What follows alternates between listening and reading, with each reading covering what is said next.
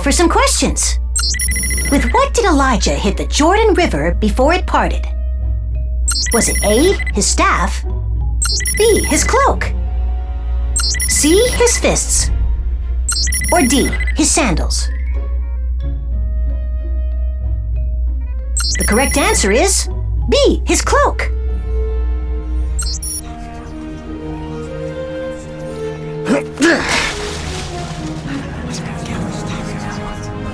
Elijah rolled up his cloak and struck the Jordan River.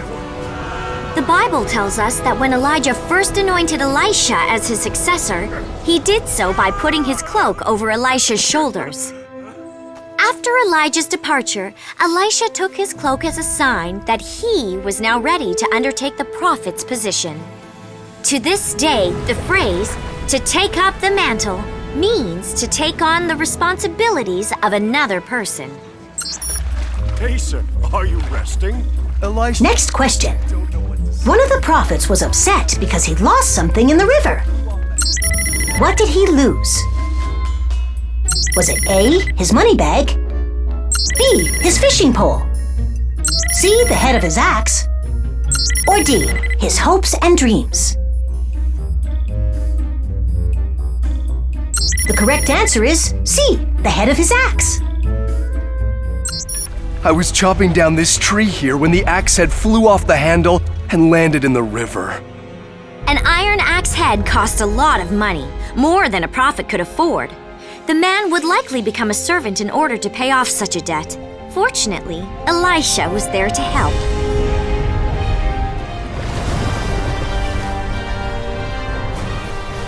What? Iron does not float.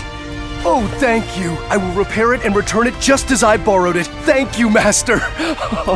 Those are our questions for today. Now let us see what else we can learn about Elisha and the Syrians. Destroy them!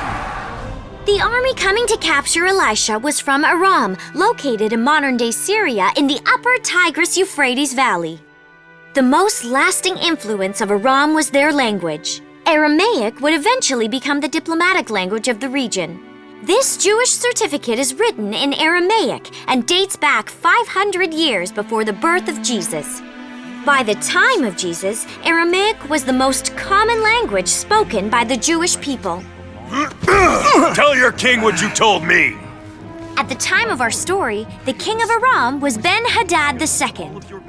Ben-Hadad is mentioned in the Kirk Stele, a block of carved limestone describing the actions of the Assyrian king Shalmaneser III. Ben-Hadad is listed as providing 1,200 chariots and over 20,000 men in a battle to stop the Assyrian king. He and his followers are on their way to the town of Dothan.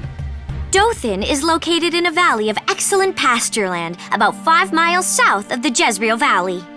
This is also the area where 800 years before Elisha's time, Joseph, the son of the patriarch Jacob, was taken by his brothers and sold into slavery.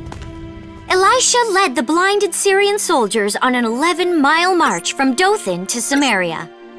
The king of Israel was Jehoram, the son of King Ahab, the king whom the prophet Elijah confronted over his worship of Baal.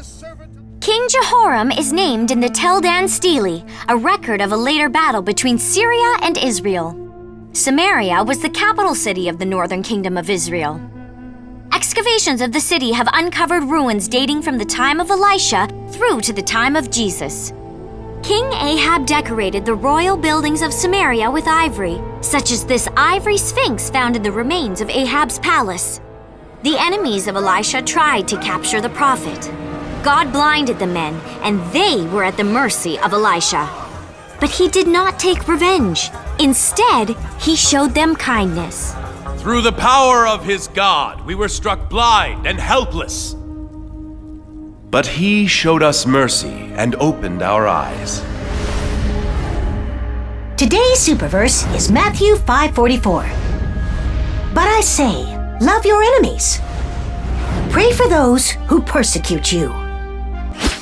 That is all we have time for today. Now go out there and show mercy and kindness to all people.